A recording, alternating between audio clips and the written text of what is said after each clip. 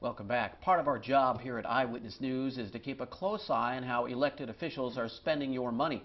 Our recent coverage of a high-profile school shooting case brought to light some questionable spending by some of these officials. Reporter Kyle Harvey was in the courtroom every day of the Brian Oliver trial. He joins us now with some budget figures that are sure to raise a few eyebrows tonight. Kyle? Brian Oliver's attack on Taft Union High School 2 years ago proved that school violence can happen in the smallest of towns, indeed just about anywhere. Emotions ran high in the courtroom as the attorneys battled it out before a jury to determine the fate of the shooter.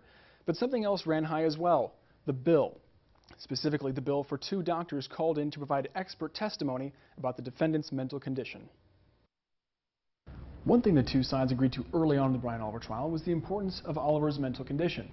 The jury, they said, needed to understand what was going on inside Oliver's head before they could make a determination about whether he had a specific intent to kill, as the state alleged. So both sides went about proving their argument the same way, by hiring doctors.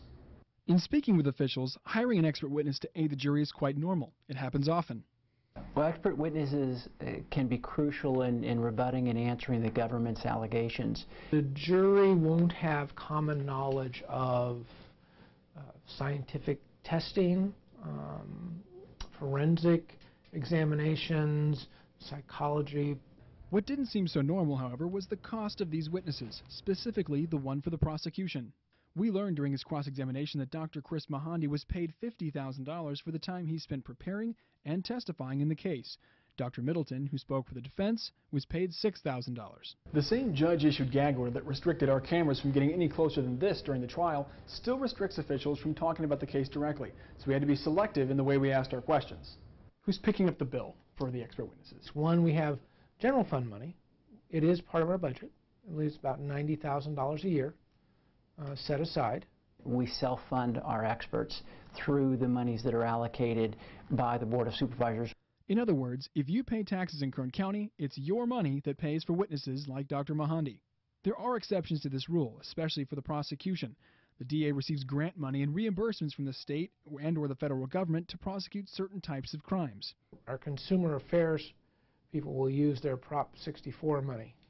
Our investigation did reveal that no matter where you are, being an expert witness in court is a lucrative activity.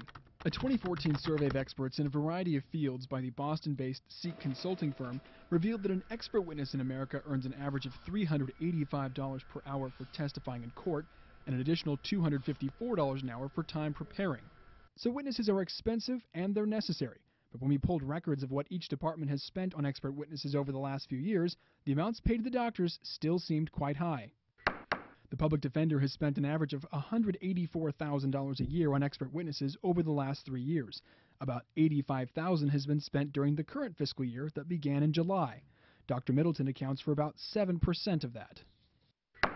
The DA budgets $90,000 of county money every year for witnesses. Excluding the costs that are covered by grants or state reimbursements, the DA ended up spending an average of $107,000 every year over the last 3 years. So far this fiscal year, that figure is about $49,000. The significant fluctuation from year to year in both departments is attributable to the changing nature of the cases.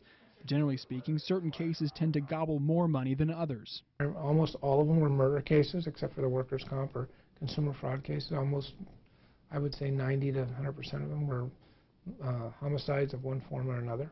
Those are the ones that are costing more. Right, yeah. Going off the $90,000 budget figure, Dr. Mahandi walked away with about 56% of the DA's total witness budget in a case where his expert opinion apparently did not sway what became a hung jury.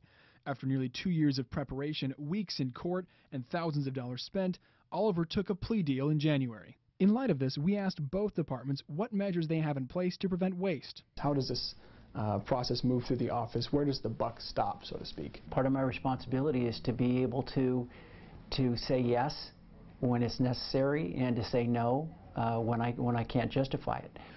We have to have a list of their charges before we hire them. We have to know the scope of the work before they're hired and why they're the most appropriate person for that. Okay. So how many people would you say are involved in that decision-making process? At least 3 or 4. Rayburn couldn't speak to the Oliver case directly, but he defended the DA's spending habits. Board of Supervisors tell me they don't want me to prosecute a murder case because they don't want to pay for my expert. They get to tell me that. They never have. And for a list of the people who have profited the most testifying as experts for the prosecution over the last several years, visit our website, bakersfieldnow.com. Reporting live in studio, Kyle Harvey, Eyewitness News.